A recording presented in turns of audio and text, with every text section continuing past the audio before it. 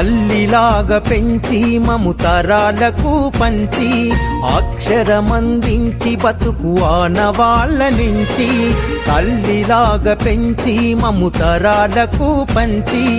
అక్షరమందించి బతుకు ఆనవాళ్ళ నుంచి వెన్నంటి నిలిచిన మన పుస్తకాల సంచి